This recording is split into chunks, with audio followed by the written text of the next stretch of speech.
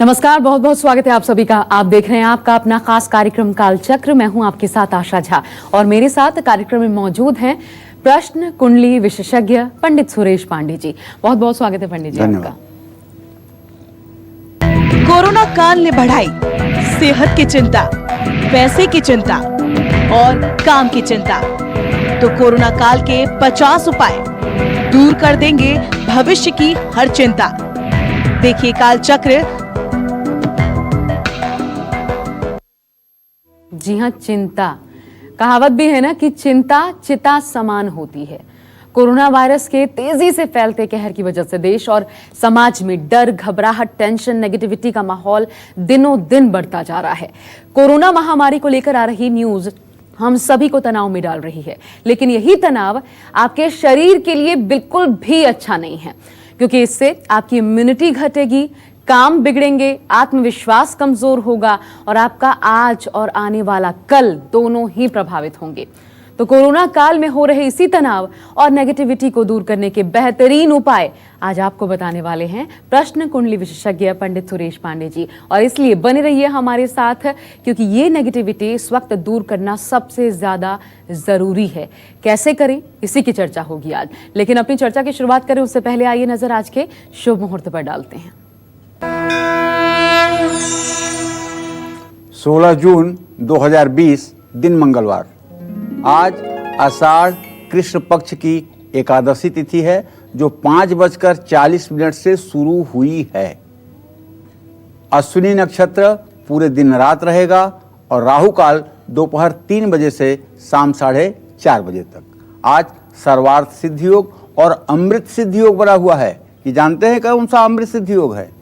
ये अमृत सिद्धि योग है जो दुर्गा सप्तशती में जिसका वर्णन आता है, भौमा अश्विन्याम महादेवी सन्निधौ जपत्वा महामृत्युम तरत सह महामृत्युम तरत यह वेदः इत्युपनिषतः। कहने का तात्पर्य, अगर किसी को कैंसर है, किडनी की खराबी है, मृत्यु शैया पर कोई व्यक्ति पड़ा है और आज अश्विनी नक्षत्र और मंगलवार के दिन 108 पाठ देवी अथर्वशीर्ष के किसी देवी मंदिर में बैठकर किया जाए तो चमत्कारिक लाभ मिलेगा। इसमें रंच मात्र भी संदेह नहीं है। तो ऐसा व्यक्ति तो पंडित जी कर नहीं सकता? उन्हें उसके लिए पंडित जी लोग करेंगे ना। अच्छा, हाँ, पंडित जी लोग करेंगे। अनुष्ठान करवाया जा सकता है पंडितों के माध्यम से। जी। चलिए, अब तो ये शुभ मुहूर्त की बात हुई, लेकिन आज जो हम चर्चा करने वाले हैं वो बहुत ज्यादा खास, बहुत ज्यादा महत्वपूर्ण है, क्योंकि हम सभी ये महसूस कर रहे हैं कि जब कोरोना का संकट है, इस संकट काल में एक अजीब सी टेंशन, घबराहट, चिंता, इससे हम सभी घिरे हुए हैं। तो आज बात उन्हीं लोगों की जिनको कोरोना काल में सबसे ज्यादा तनाव होगा। कुंडली में किस ग्रह की कैसी स्थिति हमें कोरोना काल में टेंशन दे सकती है, आइए समझने की कोशिश करते हैं। और पंडित जी, उन लोगों की खासकर राशियों के मुताबिक, क्योंकि आज ये चर्चा बहुत विस्तार से की जाने वाली है, इसलिए आज हम राशियों का भी जिक्र नहीं करेंगे अलग अलग, लेकिन इतना जरूर बताएंगे आपको। आज का राशिफल आपको भले ना बताएं, लेकिन अलग अलग राशि के जातकों के लिए क्या वाकई कोरोना काल अपने साथ संकट लेकर आ रहा है, आपको चिंता करने की जरूरत है या नहीं, नेगेटिविटी अगर आपके मन में घर कर रही है उसे कैसे दूर करें, इन तमाम चीजों पर बातचीत होगी। लेकिन पंडित जी, ऐसी कौन सी राशियां, आखिर ग्रहों की वो कौन सी दशा है जो इस वक्त प्रभाव डाल रही है और किन किन राशियों पर सबसे ज्यादा? देखो, ऐसा चाहे आज का समय हो, चाहे सृष्टि के आदि का समय हो और चाहे सृष्टि के अंत का समय हो, मन पर प्रभाव डालने वाला एक ही ग्रह है, वो है चंद्रमा। सामवेद में जो पूजा करते हैं, तो जब देवताओं को दिया दिखाया जाता है तो उसमें एक मंत्र बोलते हैं पंडित जी लोग, ओम चंद्रमा मनसो जातः चक्षो सूर्यो अजायत स्रोताद्वायुश्च प्राणस्य मुखादग्निरजायत। चंद्रमा मनसो जातः, चंद्रमा मन का कारक है। चंद्रमा मन का कारक है। चंद्र ग्रह को मनुष्य की मानसिक चेतना का कारक कहा गया है। और जिन लोगों की जन्म कुंडली में चंद्रमा कमजोर होता है उनको मानसिक परेशानियों का सामना ज्यादा करना पड़ता है। ऐसा व्यक्ति अवसादग्रस्त अर्थात डिप्रेशन में रहता है। कुंडली में चतुर्थ भाव जो है उसका कारक ग्रह जो है वो चंद्रमा है। और ये भाव जीवन के सुख को दर्शाता है। जन्म कुंडली का जो चौथा भाव है वो मन के स्थिति को भी बताता है, और कुंडली में जो पंचम भाव है वो मनुष्य के विद्या का स्थान है, क्योंकि यहां से हमारे बुद्धि का प्रागट्य होता है। तो ऐसी स्थिति में कुंडली में चंद्रमा मन का कारक है और शनि उदासीनता का कारण है। मन एवं मनुष्याणाम कारण बंध मोक्षयो, राहुर ऐश्वर्य शनि दुख प्रदगे और राहुर ऐश्वर्यदायक, ये सब बृहत पाराशर होरा के सूत्र हैं जो मैं आपसे कह रहा हूं। जब कुंडली में चंद्रमा और शनि का संबंध बन जाता है, संबंध कैसे बनेगा?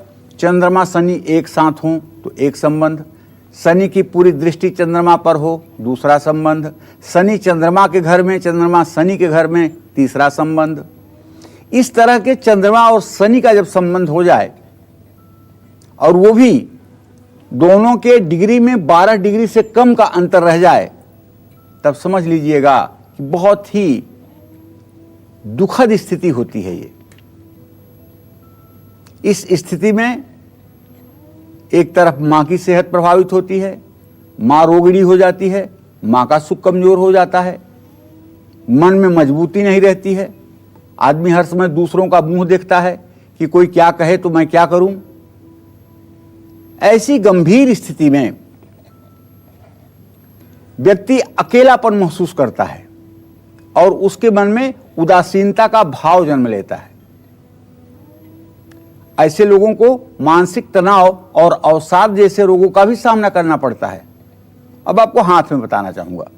देखिए मेरा हाथ, ये हाथ को अगर आप ध्यान से देख रहे हैं ना, तो ये जो सबसे ये उंगली है इसके नीचे की जगह ये बृहस्पति पर्वत है, और ये मिडिल फिंगर जो है इसके नीचे की जगह शनि पर्वत है, और ये जो अनामिका उंगली है जिसको रिंग फिंगर कहते हैं, जिसमें शादी की अंगूठी पहनी जाती है, ये सूर्य पर्वत है, और जो सबसे छोटी उंगली है इसके नीचे का स्थान रेखा के ऊपर बुध पर्वत कहलाता है। और ये स्थान जो मैं आपको दिखा रहा हूं हथेली के निचले हिस्से में, ये चंद्रमा का स्थान है, और अंगूठे के नीचे ये जो स्थान है ये शुक्र का स्थान है, और ये दोनों अंगूठे और तर्जनी के बीच का जो स्थान है ये मंगल का स्थान है, और शुक्र के स्थान के और मंगल के स्थान के बीच में जो थोड़ा सा स्थान है वो राहु और केतु का स्थान है। तो ये बताने का लॉजिक मेरे क्या है, मैं क्यों बताना चाहता हूं, ये अगर आपके परिवार में किसी व्यक्ति की ऐसी हस्तरेखा है तो आप सावधान हो सकते हैं। जैसे ये बीच वाली मध्य में जो है ये मस्तिष्क रेखा है, अगर ये सीधे सीधे जाती है तो आदमी छल कपट से रहित, स्पष्टवादी और सकारात्मक सोच का होता है। लेकिन ज्यों ये नीचे कर्व होना शुरू करेगी त्यों आदमी भावुक, इमोशनल, गुस्सा करने वाला होगा। लेकिन किसी किसी हाथ में ये मस्तिष्क रेखा जीवन रेखा के पैरेलल होकर के एकदम नीचे आ जाती है, ये आत्महत्यारी रेखा है। ये रेखा जिस किसी के हाथ में होगा उसे बार बार आत्महत्या करने की स्थिति आएगी। वो इतना ज्यादा इमोशन में आएगा कि उसे बार बार अपने शरीर को समाप्त करने की इच्छा होगी। अगर ऐसा किसी के हाथ में है तो ऐसे व्यक्ति से कह करके ओम नमः शिवाय का कम से कम 5 लाख जप करवाना चाहिए। ये मेरे बताने का मकसद सिर्फ इतना है। चंद्रमा का आपकी मानसिक स्थिति से और कैसे संबंध है, इस विषय पर आगे भी मेरी चर्चा जारी रहेगी। थोड़ी देर में ये बात हम करेंगे, लेकिन उससे पहले पंडित जी एक चीज और समझा दीजिए ताकि जो दर्शक इस वक्त हमारे साथ जुड़े हैं वो बेहतरीन तरीके से आगे इस डिस्कशन को समझ पाएं। चंद्रमा सीधा सीधा मन पर प्रभाव पड़ता है इसका, क्या ऐसे सिम्टम्स, सीधी भाषा में कहें सिम्टम्स ऐसे क्या हैं किसी व्यक्ति में देखा जाए तो ये समझा जा सके कि इसका चंद्रमा कमजोर है, इससे जुड़े उपाय करने होंगे? चंद्रमा कमजोर अगर महिला का होगा तो उसके हाथ से गैस पे दूध उबलेगा और दूध बहेगा। वो किसी काम को कर रही होगी, भूल जाएगी, फिर बावरिया होकर के इधर उधर दूसरे से पूछने लगेगी। पुरुष का अगर चंद्रमा खराब है, किसी विषय पर बात कर रहा है और अगर आधा मिनट के लिए कुछ देर हुई तो वो अपने सब्जेक्ट को भूल जाएगा।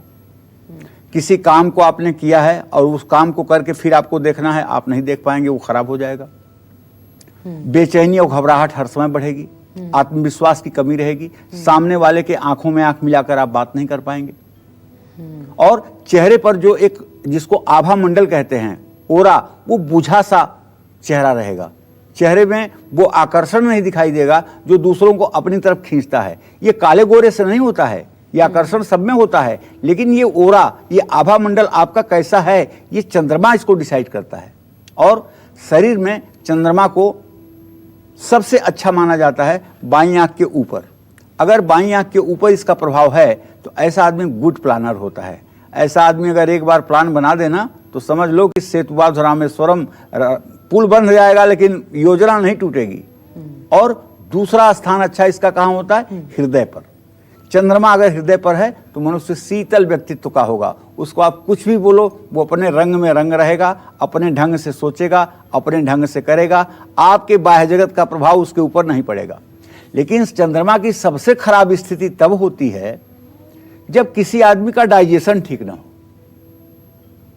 अगर किसी आदमी का डाइजेशन नहीं ठीक है तो इसका मतलब कि चंद्रमा की स्पार्किंग वृश्चिक राशि पर और नाभि पर हो रही है, जहां जठराग्नि है। और यहां जठराग्नि इतनी मंद हो जाती है कि वो भोजन को डाइजेस्ट ही नहीं कर पाती, वो प्रदीप्त हो ही नहीं पाती अग्नि, जिसके कारण व्यक्ति भोजन करने के तुरंत बाद सोने के लिए पागल हो जाता है, उसको नींद आने लगती है, आलस्य हो जाता है। ये चंद्रमा की सबसे दूसरा और खराब स्थिति है। हाँ, अगर चंद्रमा शनि के साथ युक्त हो जाए, चंद्रमा शनि की दृष्टि में आ जाए, तो ऐसा आदमी हर समय अपने जीवन को लेकर के और अपने जीवन से संबंधित लोगों को लेकर के नकारात्मक ज्यादा सोचेगा, बुरी बातें ज्यादा सोचेगा। जबकि साफ साफ भगवान कृष्ण ने गीता में कहा है कि मन एवं मनुष्याणाम कारण बंध मोक्षयो। ये मनुष्य का मन ही बंधन और मोक्ष का कारण है। अगर आपने दिल से मान लिया कि मुझे मोक्ष होना है तो मोक्ष होगा। अगर आपने माना कि नहीं पता नहीं क्या होगा तो पता नहीं क्या ही होगा। तो सिम्टम यह है कि अगर चेहरे पर उदासी हो, कांति न हो, आदमी बनावटी हंसी हंस रहा हो, मुस्कुराना भूल गया हो, तो आप मानिए कि चंद्रमा कुछ ज्यादा ही खराब है। और अगर एक्टिवेट है आदमी, खुश है, प्रसन्न है, एक साथ 10 कामों को करने की उसकी सामर्थ्य है, तो सचमुच में चंद्रमा अच्छा है। सच है विपत्ति जब आती है कायर को ही दहलाती है, सूरमा नहीं विचलित होते, क्षण एक नहीं धीरज खोते। कांटों में राह बनाते हैं, विघ्नों को गले लगाते हैं। तो कहने का मतलब जिसका चंद्रमा अच्छा होगा वो वीर भोग्या वसुंधरा, वही व्यक्ति इस वसुधा के सुख का अधिकारी भी होगा। चंद्रमा को सौंदर्य के साथ जोड़ा भी गया है, तो हाँ, सीधा सीधा ये प्रभाव कांति पर ही पड़ता है और मानसिक स्थिति से बहुत गहरा नाता होता है। आपने जाना, पंडित जी ने विस्तार से आपको बताया। लेकिन अब बात चंद्रमा के साथ उन ग्रहों की भी जो आपको मानसिक तौर पर परेशान कर सकते हैं। पंडित जी, ऐसे कौन से ग्रह हैं? चंद्रमा तो है ही मन का कारक, बाकी ग्रह कौन से हैं? देखिए, चंद्रमा मन का कारक है तो चंद्रमा का भी बाप है सूर्य, अच्छा। जो आत्मा का कारक है। हमारे यहाँ सिस्टम ये है, आत्मा के अधीन है मन, मन के अधीन हैं बुद्धियां, और बुद्धि के मन के अधीन हैं इंद्रियां, और ये मन बुद्धि और आत्मा के अधीन है। ये मन वैसे तो बड़ा बेग वाला है, लेकिन सचमुच में जब इसके बारे में सोचो तो ये बड़ा बेचारा है। बेचारा इसलिए है ना, इतना जल्दी ये दूसरों के कहे में आ जाता है कि जिसकी कोई सीमा नहीं। गीता में दूसरे अध्याय में कहते हैं भगवान कृष्ण, ये तो हैप्पी कौन्तेयम पुरुषस्य विपश्चित इंद्रियाणि प्रमाथीनि हरन्ति प्रसभम मनः। हे अर्जुन, यद्यपि मन बहुत मजबूत है, लेकिन ये जो इंद्रियां हैं ये प्रमथनशील हैं। ये इंद्रियां मन को अपने बस में करके और जो कार्य करना चाहती हैं वो करवा देती हैं। जैसे कोई शुगर पेशेंट है ऐसा, और वहाँ मेज पर रखी हुई है मिठाई, तो शुगर पेशेंट सोचेगा चलो एक मिठाई खा लेते हैं। मन कहेगा मत खाओ, इससे तुम्हें स्वास्थ्य में नुकसान पहुँचेगा। एक दिन से क्या नुकसान पहुँचेगा, फिर दवाई खा लेंगे, परहेज कर लेंगे। मतलब ये इंद्रिय 10 बार समझाएगी मन को, तो मन उठ करके वहाँ तक जाएगा और एक मिठाई खा लेगा। इसी तरह से जो हमारी ज्ञानेंद्रियां हैं, जैसे आँख, नाक, मुंह, त्वचा, कान, ये जो हमारी ज्ञानेंद्रियां हैं, ये कब मतलब कि मन को अपनी तरफ कर लेती हैं, मन को पता भी नहीं लग पाता। और जो कर्मेंद्रियां हैं, हाथ, पैर, मलमूत्र के उत्सर्जन के स्थान, बाड़ी, ये भी मन को अपने अधीन कब कर लेती हैं, कुछ कहा नहीं जा सकता है। तो मन कहीं ना कहीं बहुत बेचारा है इनके सामने। मन तब बेचारा नहीं होता है जब उसकी दोस्ती हो जाती है बुद्धि से। जब वो बुद्धि के कहने में चलने लगता है तब इंद्रियों को खींच करके, जैसे केशाकर्षण निर्घूता गौरवम माम गमिष्यसि कहा गया है दुर्गा सप्तशती में, तो बलात्पूर्वक जबरदस्ती, जैसे किसी का बाल पकड़ करके खींच कर किसी को सही जगह पे लाया जाए, उसी तरह से मन जब इतना मजबूत हो जाता है कि इंद्रियों के बाल को पकड़ करके खींच करके वो ले आकर के विषयों से दूर करता है, तब मन की स्थिति मजबूत मानी जाती है। तो ऐसी स्थिति में सिर्फ शनि ही नहीं बल्कि राहु भी कुछ हद तक मानसिक तनाव के लिए जिम्मेदार है। कुंडली में चंद्रमा के साथ राहु की स्थिति हो तो भी तनाव, एंजाइटी और डिप्रेशन की समस्या होती है। अरे चंद्रमा अगर राहु के साथ ज्यादा नजदीक हो जाए तो एक दूसरी भाषा में कहें, आदमी को शंका हो जाता है कि मुझे भूत प्रेत इस तरह की कोई आत्मा ने जकड़ रखा है, कोई हमारा पीछा कर रहा है, कोई हमारा नुकसान करना चाहता है, कोई चीज मुझे दिखाई देती है। ये चंद्र राहु की युति से ही होता है। तो चंद्रमा जहां हमारे मन का कारक है, वहीं बुध हमारी बुद्धि और चेतना का भी कारक है। ऐसे में चंद्रमा और बुध दोनों का पीड़ित होना मानसिक तौर पर कुंठा को जन्म देता है। बुध पर राहु का, चंद्रमा पर राहु का असर होता है तो बुद्धि में भ्रम पैदा होता है। ये जो मैंने आपको बताया ना, जितना भूत प्रेत की बीमारी है जो भ्रम से ही पैदा होती है, ये सिर्फ चंद्र राहु के संबंधों से ही उत्पन्न होती है। और ऐसे में यदि बुध भी इनके साथ मिल जाए तो ये स्थिति काफी गंभीर हो जाती है। इस तरह से कुंडली का जो चतुर्थ भाव है, जो पंचम भाव है, इन दोनों भावों के स्वामी चंद्रमा और बुध, राहु और शनि अगर ये बुरी तरह पीड़ित हों या इन ग्रहों की स्थिति कुंडली के छठे, आठवें या 12वें भाव में पापक ग्रहों के बीच हो तो व्यक्ति मानसिक तनाव का शिकार हो जाता है। और इसीलिए मैं अपने दर्शकों से पिछले 10 साल से कहते आ रहा हूं कि आप ये गारंटी नहीं दे सकते कि आपका चंद्रमा अच्छा ही है। हाँ, ये आप जरूर कर सकते हैं कि अपने चंद्रमा को आप अच्छा कर लें। इसलिए स्नान करने के बाद, सूर्य को जल देने के बाद अपने पूजा घर में आकर दोनों हाथ ऊपर उठाइए, पूरब मुंह करिए, हंसते हुए 24 बार गायत्री मंत्र बोलिए। चाहे जितना आपका चंद्रमा खराब होगा उसको 24 दिन में ठीक होना पड़ेगा, क्योंकि अगर सब कुछ पूर्व जन्म से निर्धारित है और वही होना है तो ये उपाय किस लिए हैं, तो ये वेद किस लिए है, ये शास्त्र किस लिए है, ये देवताओं की पूजा किस लिए है। जब हमें निर्धन है, निर्धन ही रहना है तो महालक्ष्मी की पूजा किस लिए। जब हम अल्पायु हैं, अल्पायु ही रहना है तो भगवान शिव की आराधना किस लिए। तो हमारे शास्त्रों में जो कर्म कहे गए हैं, ये कर्म विधि के विधान को भी दाहिने बाएं कर देते हैं। इसलिए आप अपने चंद्रमा को, अपने सूर्य को अपने जीवन के अनुकूल बना सकते हैं। उसके लिए आपको क्या करना होगा, प्रातः काल सूर्योदय के समय स्नान करके सूर्य को जल दे करके हंसते हुए 24 बार गायत्री मंत्र का उच्चारण करना है, पूरब दिशा में मुंह करके। फिर आप देख लीजिए आपका आभामंडल कैसे बदलता है। इसी तरह से जो मृत्यु का स्थान है, जो व्यय का स्थान है, वहां अगर चंद्रमा के साथ मंगल की युति हो जाए,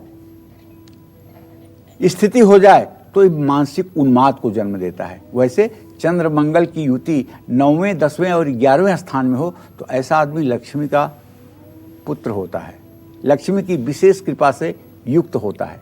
लेकिन अगर कुंडली के 8वें भाव में चंद्रमा राहु के साथ स्थित हो जाए, उस पर शनि की दृष्टि पड़ जाए, तो व्यक्ति अनजाने भय से हर समय पीड़ित रहता है।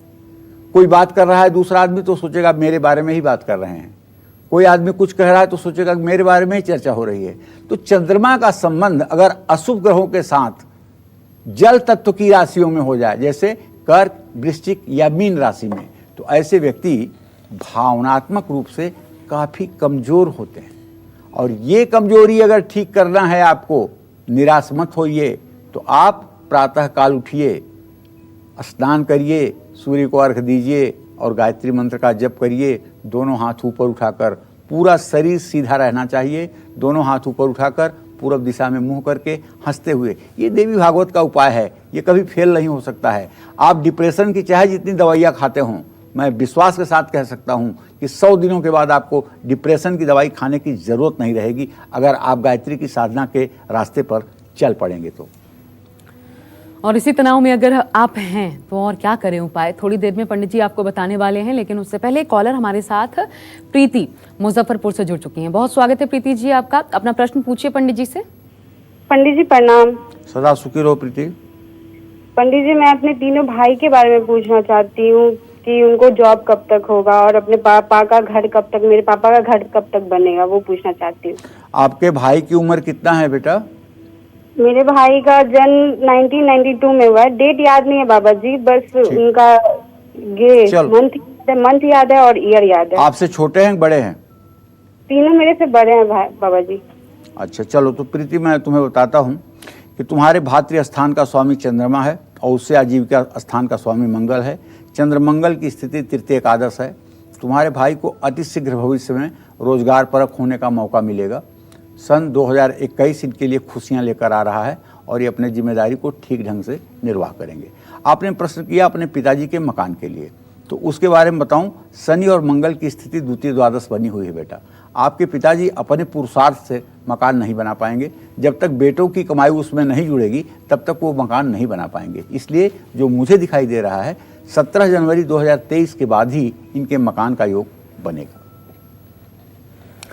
कोरोना काल में इस समय करीब करीब हर इंसान सेहत को लेकर डरा हुआ है। ऐसे में सेहत को लेकर अगर आप भी तनाव में हैं तो आपको कौन से उपाय करने चाहिए?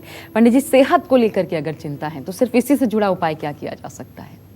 देखिए, कोरोना काल में सेहत को लेकर के अगर आप तनाव में हैं तो ये उपाय आप जरूर करिए। और तनाव कौन लेता है सेहत को लेकर के? सेहत को लेकर तनाव वो लोग लेते हैं जो अपने को बहुत काबिल समझते हैं, जो अपने इम्पोर्टेंस को इस धरती पर बहुत अजूबा मानते हैं। वो लोग डरते हैं कि मुझे कुछ हो जाएगा। रोज दिल्ली में हजारों लोगों को ऐसे देखता हूं जो सड़कों पर घूम रहे हैं, कोई मास्क नहीं लगाया हुआ है, उनको कुछ नहीं हो रहा है। और जो लोग मास्क भी लगा रहे हैं, उपचार भी कर रहे हैं, सैनिटाइजिंग कर रहे हैं, वो भी बीमार हो रहे हैं।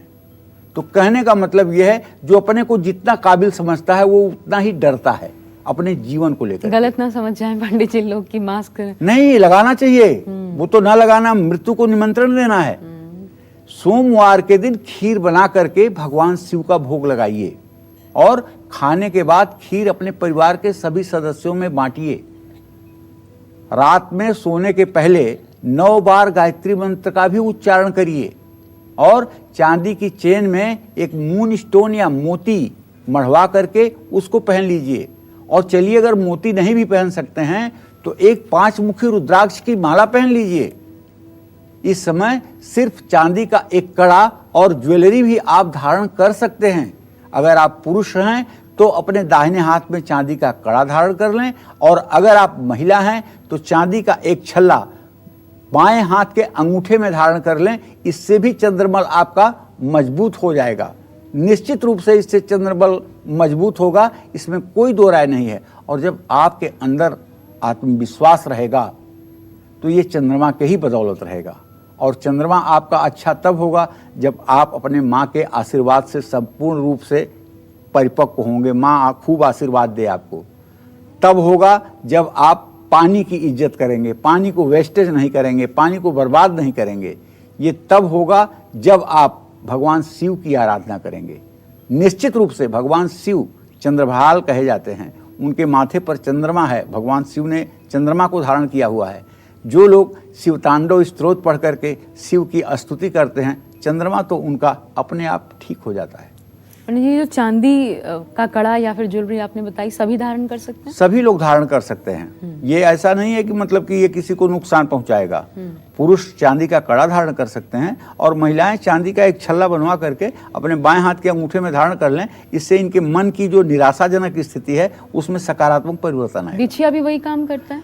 बिछिया का दूसरा रोल है। बिछिया जब हमारे यहाँ शादी होती है ना, तो शादी होते ही पहला काम होती है लड़की की बुआ या भाभी आकर के उसके पैरों में बिछुआ दबाती है, अंगूठे के बगल वाली उंगली में। ये बिछुआ इसलिए दबाया जाता है कि स्त्रियां जब ऋतुकाल में होती हैं तो उनका गर्भाशय नीचे ऊपर होता है, जिसके कारण उनकी मानसिक स्थिति अप डाउन होती है। तो बिछुआ वहाँ एक्यूप्रेशर का एक ऐसा स्थान है जो उसको संतुलन बना के रखता है, मानसिक रोग के रूप में उसको परिवर्तित नहीं होने देता है। इसलिए बिछुआ का दूसरा अपना एक वैज्ञानिक कारण है। और इस अंगूठे के ये असल में ये विल पावर है ना, इच्छा शक्ति है ना, इच्छा शक्ति को संतुलित करना व्यक्ति के मन को खुश होना है।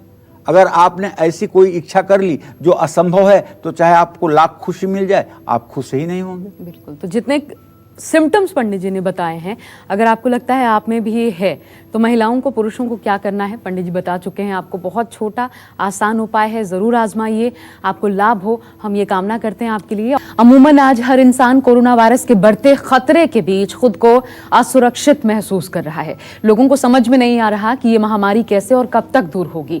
इसी वजह से इस महामारी को लेकर लोगों के मन में तनाव है, डिप्रेशन लगातार बढ़ता जा रहा है, क्योंकि कामकाज नहीं है भी तो ठीक से नहीं चल रहा, और इसका सीधा सीधा असर सेहत पर, हमारे जीवन पर पड़ रहा है और बहुत बुरा इफेक्ट पड़ रहा है।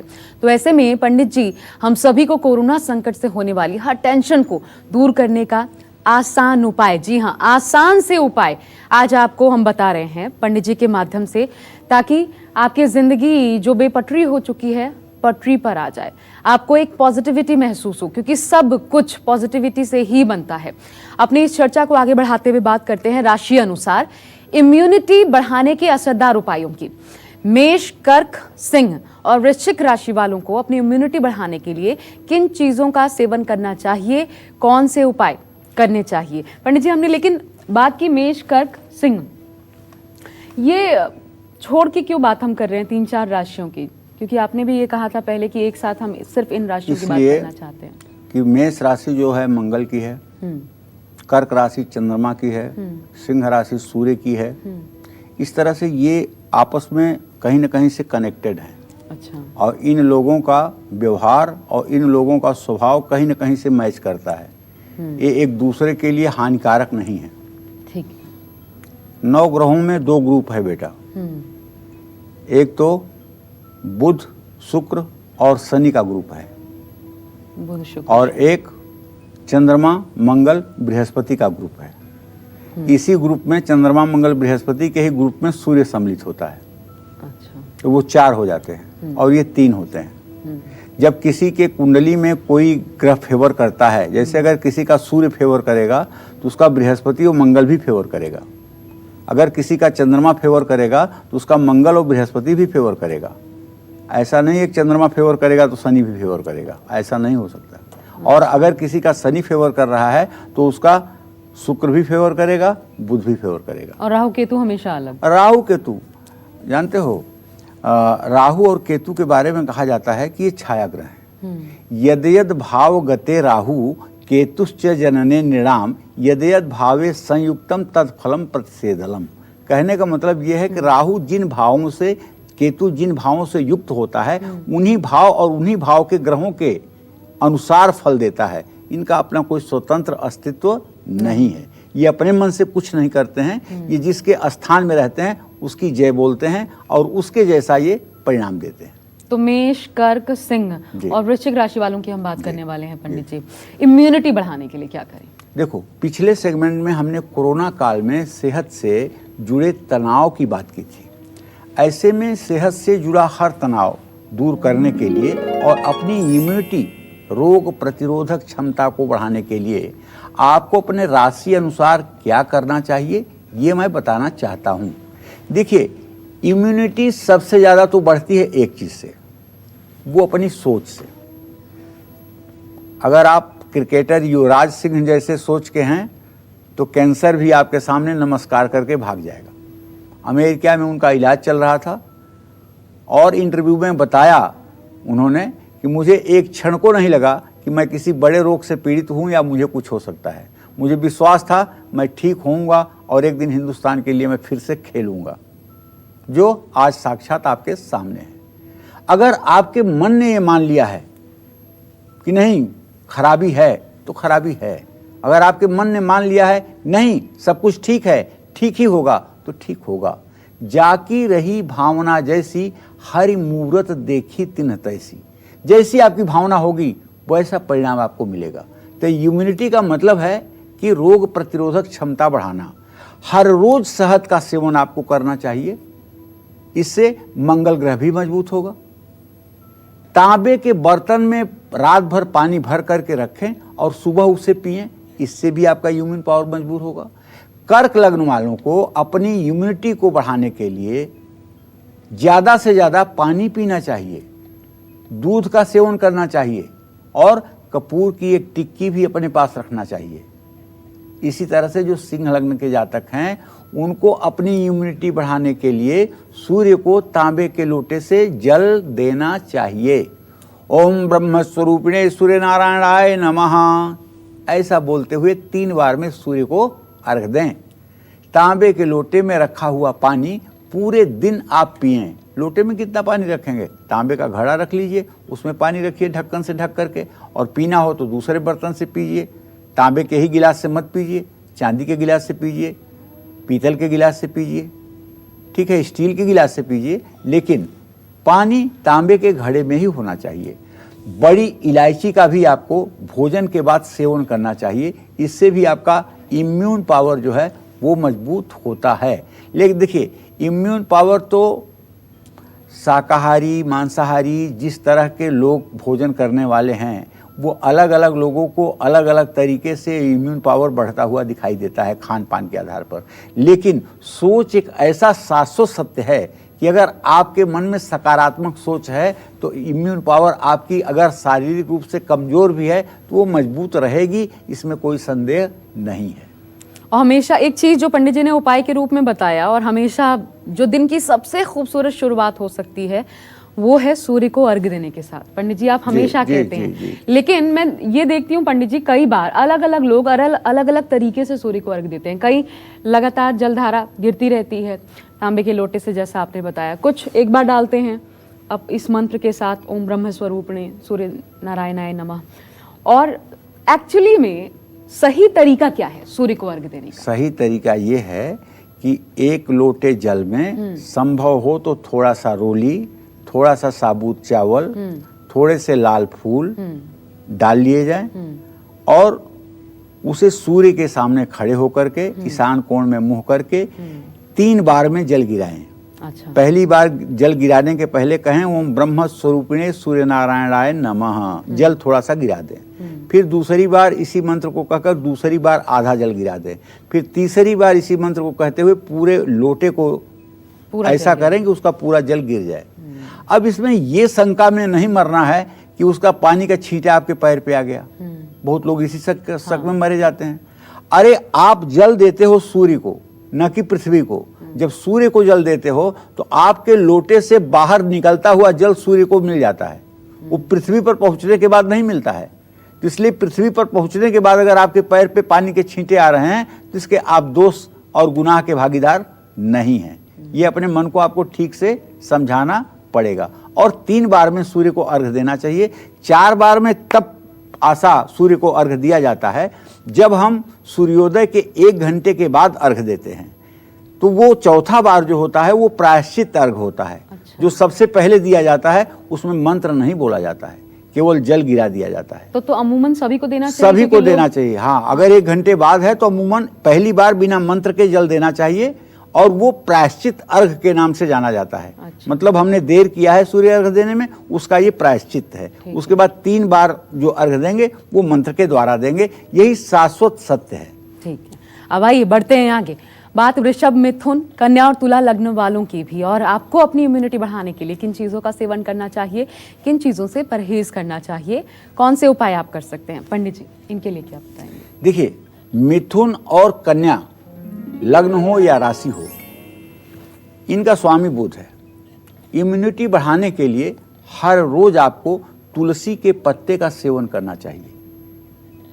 अरे तुलसी तो इतनी बड़ी अमृत है इस धरती पर कि जो लोग काली तुलसी का पत्ता और गंगा जल का सेवन करते हैं उन्हें कभी कैंसर हो ही नहीं सकता। और यदि आप नहीं काली तुलसी मिल रही है, रामा तुलसी मिल रही है, हरे रंग की तुलसी मिल रही है, और उसे आप भोजन में डाल करके भगवान का भोग लगा करके अगर उसका आप सेवन कर रहे हैं तो आप अकाल मृत्यु से बचे रहेंगे, आप बड़ी बड़ी बीमारियों से बचे रहेंगे। तो जो लोग नित्य तुलसी के पत्ते का सेवन करते हैं, ताजा भोजन करते हैं, बासी भोजन नहीं करते हैं, ऐसे लोगों का इम्यून पावर अपने आप आकाश चढ़कर बोलता है। वृषभ और तुला ये दोनों शुक्र की राशियां हैं। चाहे ये लग्न हो आपकी कुंडली में, चाहे ये राशियां हों, अगर आपको अपनी इम्यूनिटी, रोग प्रतिरोधक क्षमता बढ़ानी है तो भैया अच्छी नींद लो। नींद से समझौता ना करो, कम से कम 6 घंटे सो जरूर। अगर आप 6 घंटे सोते रहेंगे तो आपके जीवन का सारा कार्यक्रम अपने आप व्यवस्थित रहेगा। साफ सुथरा कपड़ा पहनिएगा, अपना ड्रेस और एड्रेस मेंटेन रखिएगा, क्योंकि आपका राशि स्वामी विलासिता का ग्रह है। शुक्र जो है वो तनाव का ग्रह नहीं है, वो विलासिता का ग्रह है। जितना सुंदर हो सके आप पहनिए, जितना सुंदर हो सके आप खाइए, जितना सुंदर हो सके उतने अच्छे जगह आप निवास करिए। हाँ, अगर आपकी वृषभ और तुला राशि है या लग्न है तो दालचीनी का प्रयोग अगर आप करें इस समय कोरोना काल में, अगर दालचीनी आप अपने चाय में डाल करके, थोड़ी सी जावित्री डाल करके, थोड़ी सी काली मिर्च डाल करके और काढ़ा बनाकर पीजिए तो मैं विश्वास के साथ कह सकता हूं कि आपकी इम्यून पावर बढ़ने से कोई ना रोक पाएगा, और जरूर इसको करना चाहिए। और सबसे ज़्यादा इस वक्त जो तनाव है वो नौकरी और कारोबार को लेकर है, बात उसकी भी। लेकिन इससे पहले धनु, मकर और कुंभ, साथ ही मीन लग्न वालों को अपनी इम्यूनिटी बढ़ाने के लिए किन चीज़ों का सेवन करना चाहिए, कौन से उपाय आपको करने हैं, पंडित जी इनके लिए भी बताइए। देखिए, धनु, मकर और कुंभ का स्वामी तो शनि है, जगविदित है। चाहे मकर कुंभ राशि हो, चाहे मकर कुंभ लग्न हो, आपको अपनी रोग प्रतिरोधक क्षमता यदि बढ़ाना है तो आपको शनि की उपासना करनी होगी। और शनि की उपासना शनि मंदिर में नहीं होगी, शनि की उपासना पीपल के नीचे होगी। पीपल के नीचे क्यों होगी? वो इसलिए कि पीपल 24 घंटे ऑक्सीजन देता है। जितने देर वहाँ बैठे रहोगे कम से कम उतने समय शुद्ध ऑक्सीजन आप लोगे, जिससे आपके रक्त कणिकाएं ठीक होंगी, आपकी हार्ट बीट ठीक होगी, आपकी मन स्थिति ठीक होगी। इसलिए पीपल के नीचे शनि की साधना करिए। कुंभ लग्न वाले अपनी नाक में हल्का सा सरसों का तेल लगाएं और अपने अधीनस्थ काम करने वालों का ध्यान रखें, और किसी गरीब जरूरतमंद व्यक्ति को परेशान ना करें, उसके मजबूरी का फायदा ना उठाएं, वरना फिर शनिदेव का डंडा चलेगा तो कोई आपको बचा नहीं पाएगा। इसी क्रम में धनु और मीन, इन दो राशियों के स्वामी बृहस्पति हैं। अगर आपकी ये धनु और मीन राशि है या फिर आपकी लग्न है तो आपको रोग प्रतिरोधक क्षमता बढ़ाने के लिए बृहस्पति ग्रह को मजबूत करना होगा। इसके लिए हल्दी और केसर का सेवन किया जाता है। अगर आप दूध में केसर डाल करके और उसे उबाल करके पीते हैं तो आपका इम्यून पावर हर समय 100% बना रहेगा। और अगर आप गुनगुने पानी में हल्की सी हल्दी मिला करके उसे आप पी रहे हैं तब भी आप ये मान के चलिए कि आपकी इम्यून पावर में मजबूती रहेगी। और एक बात, इस कोरोना काल में अगर आपको लगता है कि मुझे कोरोना छुए ना, तो आप आधा चम्मच सेंधा नमक और आधा चम्मच हल्दी 1 कप पानी में डाल करके उसको उबाल लीजिए, और जब वो गुनगुना रह जाए तो उसे अपने मुंह में डाल करके सुबह शाम गरारा कीजिए। ये कोरोना का वायरस जाकर आपके कंठ में ही रुकता है पहले 7 दिनों तक, और अगर आप गुनगुने पानी से गरारा करेंगे जिसमें हल्दी और सेंधा नमक होगा तो ये अपने आप वहां पहुंचने वाला कोरोना का जो वायरस है वो मर जाएगा और आपका जरा सा भी नुकसान नहीं होगा। आप अपने पूरे परिवार के लोगों को गुनगुने पानी से गरारा करने के लिए इस कोरोना काल में प्रेरित कर सकते हैं। और कोरोना काल में नौकरी या कारोबार को लेकर आप तनाव में हैं, क्योंकि सबसे ज़्यादा इस वक्त चिंता नौकरी कारोबार को लेकर ही है, तो ऐसे में आपको कौन से उपाय करने चाहिए? पंडित जी, क्या उपाय नौकरी या कारोबार को लेकर के, क्योंकि सिर्फ एक व्यक्ति की नौकरी नहीं होती, बहुतों का संबंध उससे जुड़ा होता है। सही है आशा। देखो, एक बात जान लो कि कोरोना तभी आदमी को डरा रहा है जब तक आदमी के पास रोजी रोटी की व्यवस्था है। जिस दिन रोजी रोटी की व्यवस्था नहीं होती है ना, कोरोना से डर नहीं लगता है। चाहे आनंद विहार पे देखो 10,000 की भीड़ कैसे जुट गई, चाहे बम्बई में देखो कैसे 20-20 हज़ार लोग कैसे गैदरिंग करने लगे, सोशल डिस्टेंसिंग की धज्जियां कैसे उड़ाने लगे, क्योंकि उन्हें लगता है कि मैं कोरोना से बाद में मरूंगा, भूख से पहले मर जाऊंगा। इसलिए वो अपनी मजबूरी को देखते हुए कोरोना का भी भय भूल जाते हैं। तो ऐसे में कहना चाहता हूं कि नौकरी बहुत बड़ी चीज है, काम बहुत बड़ी चीज है। और एक बात और कहना चाहूंगा बड़ी विनम्रता के साथ, यदि इस देश में 10 लाख लोग, 10 लाख परिवार भी अच्छे हैं, तो क्या आप एक परिवार को 3 महीने तक नहीं संभाल सकते?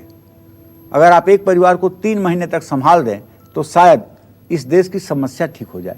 सब कुछ आप सरकार से उम्मीद करते हैं, सरकार करे, सरकार करे, सरकार करे। केवल सत्ता से मत करना परिवर्तन की आस, जागृत जनता के केंद्रों से होगा अमर समाज। कोई भी समाज का तब विकास होता है जब वहां की जनता जागरूक होती है, जब वहां की जनता फ्रंट पर आगे लड़ती है और सरकार पीछे रहती है। सरकार से कितनी उम्मीदें करोगे, क्या उम्मीदें करोगे? आपके पड़ोस में रहने वाले के पास भोजन नहीं है, ये आपको जानकारी होना चाहिए, ये सरकार को जानकारी नहीं होना चाहिए। तो कोरोना काल में अपनी नौकरी या कारोबार को लेकर के अगर आप तनाव में हैं तो तनाव कोई उपाय नहीं है। आप शांतिपूर्वक क्या कर सकते हैं ऐसे समय में आप करिए। भगवान शिव को दूध मिला करके जल अर्पित कीजिए, ओम चंद्रशेखराय नमः इस मंत्र का जप करिए और अपने योग्य जो काम समझिए उसको करना शुरू करिए। पीपल के पेड़ के नीचे सरसों के तेल का दिया जलाइए, किसी भूखे को भोजन कराइए, किसी जरूरतमंद की आर्थिक मदद कीजिए। तनाव से अगर आपकी आर्थिक स्थिति बिगड़ रही है तो हर रोज इत्र लगाइए और मां लक्ष्मी को मिश्री और पंचमेवा का भोग लगाइए। जय मां विंध्यवासिनी। और जब नौकरी प्रभावित है, कमाई नहीं है, तो कोरोना काल में कई वैवाहिक बंधन भी इससे प्रभावित हो रहे हैं। वैवाहिक जीवन में कटुता आ रही है, तनाव बढ़ रहा है। ऐसे में आपको किस भगवान की पूजा करनी चाहिए, उपाय क्या करने चाहिए? पंडित जी क्या करें? एक तो तनाव है, लेकिन कुछ लोग इसका बड़ा फायदा भी उठा रहे हैं कोरोना का। कोरोना का फायदा ये हो रहा है कि गवर्नमेंट कह रही है कि 20 लड़की पक्ष से और 30 लोग लड़के पक्ष से रहेंगे, बस इतने में आपको शादी करना है। तो जो शादी की तिथियां पहले से तय हुई थी, 15 लाख का बैंक्वेट हॉल, ये वो सारी चीज़ें, अब 50 लोगों का भोजन बनना है और साधारण ढंग से कार्य होना है, तो दोनों पक्ष के सारे पैसे बच रहे हैं, सारी परेशानियां, दौड़ धूप बच रही है और विवाह तो हो ही रहा है। विवाह तो मंत्र कराएंगे, विवाह बैंड बाजा थोड़ी कराएगा। तो इसका लाभ भी कुछ लोग उठा रहे हैं और कुछ लोग जो नहीं लाभ उठा रहे हैं वो इस रिश्ते को आगे लेकर के नवंबर और दिसंबर में जा रहे हैं। तो पहले से ही आपके रिश्ते अगर ठीक नहीं थे और कोरोना काल में जब पहले से ही तनाव है तो आपके वैवाहिक जीवन में खटास बढ़ सकती है। और इसलिए बढ़ सकती है कि इस कोरोना काल में जो लॉकडाउन हुआ था, इसमें पुरुष भी घर में ही बैठ गए थे, तो और कोई काम तो था नहीं, खाली दिमाग शैतान का घर। पत्नी की एक एक छोटी छोटी बातों में गलतियां निकालना, गलतियां ढूंढना, तुम तो ऐसे, तुम तो वैसे। तो ये सब चीज़ें तनाव को जन्म देती हैं। और सोमवार को भगवान शिव को इत्र जरूर चढ़ाना चाहिए। अगर आपकी कोई ऐसी मनोकामना है जो पूरा नहीं हो पा रही है इस कालखंड में, तो आप 100 रुई की गोलियां बनाइए और फटाफट उसमें चंदन का इत्र लगाइए और एक एक इत्र की गोली महामृत्युंजय मंत्र पढ़ते हुए शिवलिंग पर रखिए। 108 गोली रखते ही आपकी मनोकामना पूरी हो जाएगी। इसको करके देखिए और उसके बाद शिवलिंग पर जलधारा जरूर दीजिए और ओम सोमनाथाय नमः इस मंत्र का जप करिए कम से कम 108 बार। और शुक्रवार को खट्टी चीजें बिल्कुल न खाएं, काले रंग का कम से कम इस्तेमाल करें। जय मां विंध्यवासिनी। और अभी जैसा पंडित जी कह रहे थे कि मानिए शादी टल गई या शादी नहीं हो पा रही है या फिर रिश्तों में कड़वाहट आ गई है, तो ऐसे में इन सभी लोगों को कौन से उपाय करने चाहिए? पंडित जी क्या करें, कड़वाहट अगर आ गई है रिश्तों में या शादी टल गई है, उपाय क्या करना है? शादी टल गई तो कोई बात नहीं, शादी की दूसरी डेट पड़ गई है, अब दूसरी डेट पे शादी होगी। अगर आपकी शादी टल गई है और इसके कारण आपको तनाव हो रहा है तो भगवान सूर्य को हर रोज जल में हल्दी मिला करके आप जल चढ़ाएं। देवी कात्यायनी की उपासना करें। अगर आप महिला हैं और आप सोच रही हैं कि लड़के के परिवार का मन बदल जाएगा, कहीं विवाह करने से इतराज न कर दें, तो आपको कात्यायनी मंत्र का जप करना चाहिए। मुंह में थोड़ा सा पान रख करके, पान खाते हुए कात्यायनी मंत्र का 10 माला सुबह 10 माला शाम जप करना चाहिए। ओम कात्यायनी महामाये महायोगिन्यधीश्वरी नंदगोप सुतम देवी पतिम में कुरुते नमः। ये गोपियों ने भगवान कृष्ण को अपने पति रूप में पाने के लिए जमुना जी के किनारे बालू की कात्यायनी की मूर्ति बना करके उपासना की थी, और ये श्रीमद् भागवत महापुराण का मंत्र है। खट्टी और तीखी चीज़ें बिल्कुल मत खाइए। जिन लोगों को कोरोना काल में लव लाइफ प्रभावित हो रही है, रिश्तों में कड़वाहट आ रही है, उन लोगों को मधुराष्टक, अधरम मधुरम, तो मधुराष्टक का पाठ करना चाहिए जो भगवान श्री कृष्ण के लिए है, और राधा कृष्ण की उपासना करनी चाहिए। जय मां विंध्यवासिनी। कोरोना काल में एक और टेंशन है, वो टेंशन है पेरेंट्स की अपने बच्चों को लेकर, उनकी पढ़ाई को लेकर। तो अगर बच्चों को लेकर आप भी तनाव में हैं, क्या करें पंडित जी बच्चों को लेकर? क्योंकि माता पिता क्या होगा, भविष्य क्या होगा, पढ़ नहीं पा रहे, बहुत सारी चिंताएं उनको लेकर के, क्या करें? देखो, पढ़ाई की चिंता तो है ही है, लेकिन जिनके घर में छोटे छोटे बच्चे हैं और जब टेलीविजन पर न्यूज़ सुन रहे हैं कि कोरोना इस तरह से बढ़ रहा है, ऐसे हो रहा है, वैसे हो रहा है, तो अपने बच्चों के भविष्य को लेकर के बहुत आतंकित हैं, बहुत सशंकित हैं। इसीलिए लोग शहरों को छोड़ करके गांव की तरफ भागे चले जा रहे हैं। यहाँ तक आशा कि 1500 किलोमीटर लोग साइकिल से चले गए। ये कोई कम मजबूरी नहीं रही होगी, 1500 किलोमीटर साइकिल से जाना कोई खुशी की बात नहीं है। तो ऐसी स्थिति में आप अपने बच्चों को लेकर के अगर बहुत ज़्यादा चिंताग्रस्त हैं, तो कोरोना काल में बच्चों की सेहत और बच्चों के बिगड़ते स्वभाव को ठीक रखने के लिए आप भी उनके साथ पढ़ाई के समय कुछ समय दें, और सोमवार को शिवलिंग पर अपने ही घर में पंचामृत से अभिषेक करें। इसके बाद जल से शिवलिंग को धो करके बिल्वपत्र रख करके शिव चालीसा या ओम नमः शिवाय का जप करें। बच्चों के सामने बिल्कुल चिल्ला कर न बोलें, गुस्सा ना करें, बच्चों के सामने किसी की निंदा ना करें, घर में सुख शांति बनाए रखें, और पीले रंग का ज़्यादा प्रयोग करें। इससे आप अपने बच्चों को लेकर के जो भयभीत हो रहे हैं, वो भयभीत होना आपका कम हो जाएगा। एक और चीज पंडित जी जानना चाहते हैं, प्रॉपर्टी को लेकर अगर तनाव है तो उसमें क्या किया जाए? प्रॉपर्टी को लेकर के तनाव तो इस कोरोना काल में ही बढ़ा है, इसलिए कि पहले 4 लोग परदेश में रहते थे, एक फैमिली गांव में थी, तो 2 कमरे थे, उसमें उसका परिवार रहता था, गुजर हो गया। अब चारों आ गए हैं परदेश से घर में, अब कह रहे हैं मेरा वाला कमरा कहाँ है।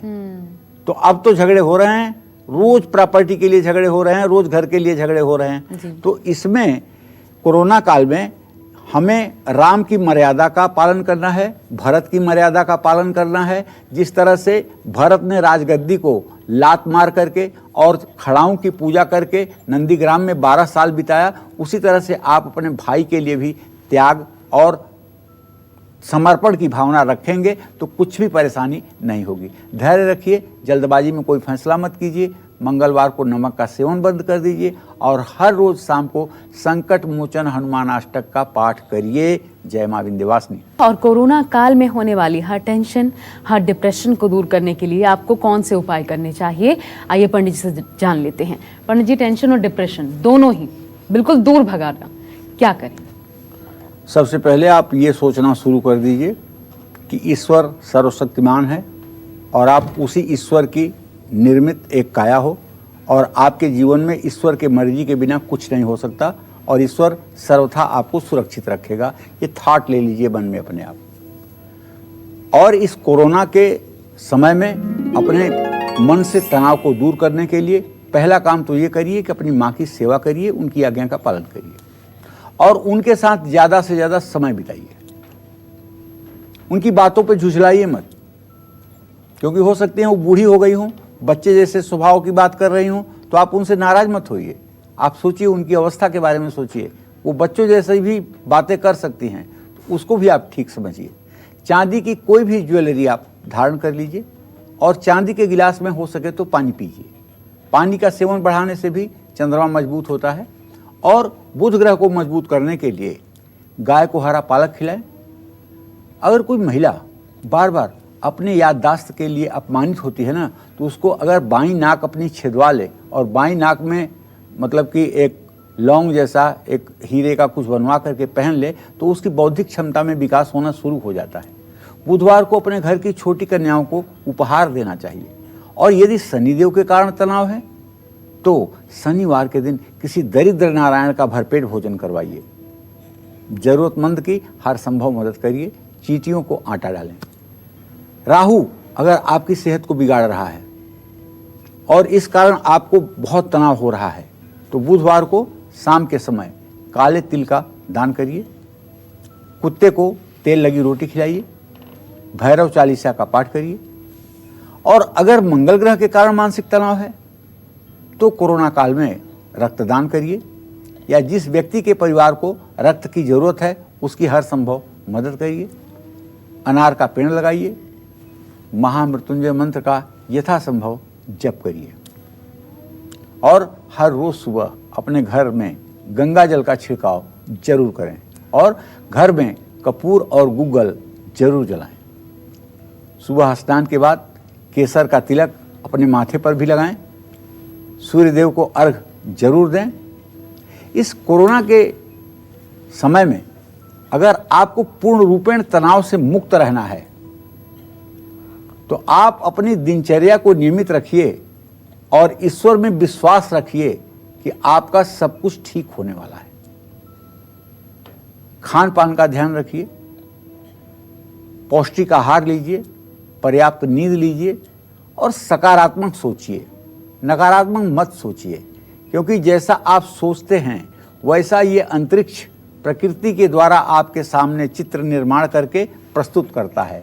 इसलिए आपकी हर समय सोच सकारात्मक होनी चाहिए। अगर भूल करके भी एक बार नकारात्मक सोच आपके मन में आती है तो तुरंत उसको निकाल करके बाहर करिए, उसकी जगह 100 सकारात्मक बातों को अपने मस्तिष्क में जगह दीजिए।